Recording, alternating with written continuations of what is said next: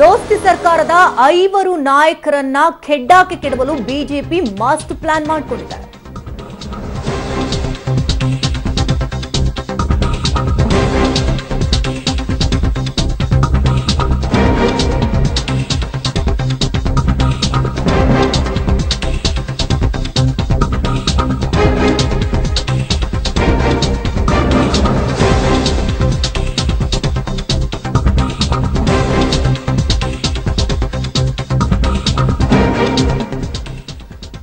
ಮೈತ್ರಿ ಸರ್ಕಾರದ 5 ನಾಯಕರೇ ಇಲ್ಲಿ ಟಾರ್ಗೆಟ್ ಆಗಿದ್ದಾರೆ. ಆ 5 ನಾಯಕರನ್ನ ಕಟ್ಟಿ ಹಾಕಿ ದೋಸ್ತಿಗಳನ್ನ ಖೆಡ್ಡಾಕ್ಕೆ ಕೆಡವಲು ಮಾಸ್ಟರ್ ಪ್ಲಾನ್ ಮಾಡಿಕೊಂಡಿದೆ ಬಿಜೆಪಿ.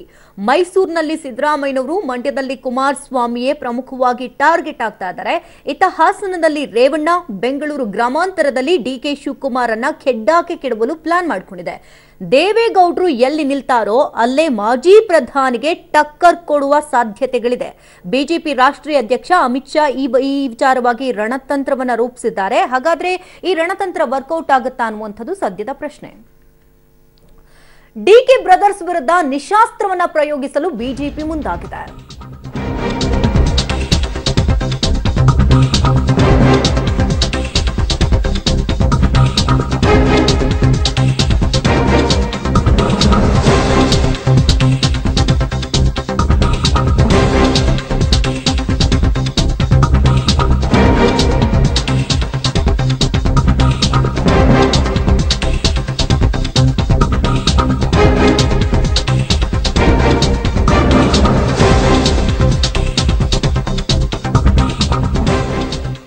ರಾಜ್ಯ ರಾಜಕಾರಣದಲ್ಲಿ ಹಿಸ್ಟರಿ ರಿಪೀಟ್ ಆಗುತ್ತಾ ಅನ್ನುವಂತಹ ಪ್ರಶ್ನೆ. ಯಾಕಂದ್ರೆ ಡಿಕೆ ಬ್ರದರ್ಸ್ ವಿರುದ್ಧ ನಿಶಾಸ್ತ್ರವನ್ನ ಬಿಜೆಪಿ ಪ್ರಯೋಗಿಸೋಕೆ ಮುಂದಾಗಿದ್ದಂತೆ ಮಂಡ್ಯದಲ್ಲಿ ಕುಮಾರಸ್ವಾಮಿ ಮಗನಿಗೆ ನಿಖಿಲ್ಗೆ ಸುಮಲತಾ ಎದುರಾಳಿ ಆಗ್ತಾ ಇದ್ದಾರೆ.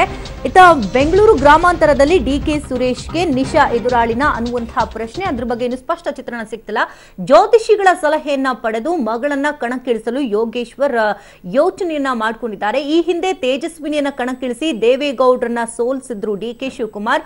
ಅದೇ ರೀತಿಯಾಗಿ ಡಿಕೆಶಿ ತಂತ್ರವನ್ನ ಅವರಿಗೆ ತಿರುಗುಬಾಣ ಮಾಡೋದಕ್ಕೆ ಸಿದ್ಧತೆಗಳಾಗಿದೆ ಬಿಜೆಪಿಯಲ್ಲಿ. ಡಿಕೆ ಸುರೇಶ್ ವಿರುದ್ಧ ಈ ಒಂದು ಬಾಣವನ್ನ ಪ್ರಯೋಗಿಸಲು ಬಿಜೆಪಿ ಲೆಕ್ಕಾಚಾರವನ್ನ ಹಾಕೊಂಡಿದೆ. ಇನ್ನಷ್ಟು ಡೀಟೇಲ್ಸ್ ನ ಕಲೆ ಹಾಕೋಣ. ದೂರವಾಣಿ ಸಂಪರ್ಕದಲ್ಲಿ ರವೀಶ್ ಇದ್ದಾರೆ. ರವೀಶ್, ಅಂದು ಡಿಕೆಶಿ ಮಾಸ್ಟರ್ ಪ್ಲಾನ್ ಮಾಡಿದ್ರು, ಈಗ ಅದೇ ತಿರುಗುಬಾಣವನ್ನ ಬಿಜೆಪಿ ಪ್ರಯೋಗ ಮಾಡ್ತಿದ್ಯಾ ಅಂತ?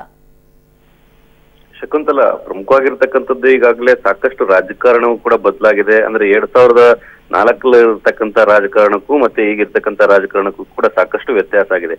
ಆದ್ರೂ ಕೂಡ ಎಲ್ಲೋ ಒಂದ್ ಕಡೆ ಸಿ.ಪಿ. ಯೋಗೇಶ್ವರ್ ಅವರು ಯಾವ ರೀತಿ ಪ್ಲಾನ್ ಮಾಡಿದಾರೋ ಗೊತ್ತಿಲ್ಲ. ಆದ್ರೆ ರಾಜ್ಯ ಬಿಜೆಪಿ ನಾಯಕರು ಕೂಡ ನಮ್ಮ ಪುತ್ರಿಯ ಸ್ಪರ್ಧೆ ಮಾಡ್ತಾರೆ ಅಂತ ಕೂಡ ಹೇಳಿದಾರಂತೆ. ಹಾಗಾಗಿಯೇ ಮೊನ್ನೆ ನಡೆದಿರ್ತಕ್ಕಂಥ ಒಂದು ಅಮಿತ್ ಶಾ ನೇತೃತ್ವದ ಸಭೆಯಲ್ಲೂ ಕೂಡ ಯೋಗೇಶ್ವರ್ ಅವರ ಪುತ್ರಿ ಹೆಸರೇ ಅಂತಿಮವಾಗಿದೆ ಅಂತ ಕೂಡ ಹೇಳಲಾಗ್ತದೆ. ಇವತ್ತು ಸಂಜೆ ಒಳಗಡೆ ಮೊದಲ ಹಂತದ ಪಟ್ಟಿ ರಿಲೀಸ್ ಆಗುತ್ತೆ. ಈ ಸಂದರ್ಭದಲ್ಲಿ ಅವರ ಹೆಸರು ಇರುತ್ತೆ ಅನ್ನೋದನ್ನು ಕೂಡ ಕಾದ್ ನೋಡ್ಬೇಕಾಗಿದೆ. ಅಂದ್ರೆ ಒಟ್ಟಾರೆಯಾಗಿ ಎಲ್ಲೋ ಒಂದ್ ಕಡೆ ಈ ಒಂದು ಯೋಗೇಶ್ವರ ಪುತ್ರಿಯನ್ನ ನಿಲ್ಸೋದ್ರ ಮೂಲಕ ಒಂದ್ ರೀತಿಯಲ್ಲಿ ಓಕೆ, ನಿಶಾನ ಶೇರ್ಸ್ತಾರ ನೋಡೋಣ. ಥ್ಯಾಂಕ್ ಯು ರವೀಶ್ ತಮ್ಮೆಲ್ಲ ಡೀಟೇಲ್ಸ್ಗಾಗಿ. ಇಷ್ಟೊತ್ತು ಅಪ್ಡೇಟ್ಸ್ ಕೊಟ್ಟಿದ್ದು ನಾನು ಶಕುಂತಲಾ ಭೂಷಣ್. ನೆನಪಲ್ಲಿ ನ್ಯೂಸ್ ಅಂದ್ರೆ ಪಬ್ಲಿಕ್ ಟಿವಿ.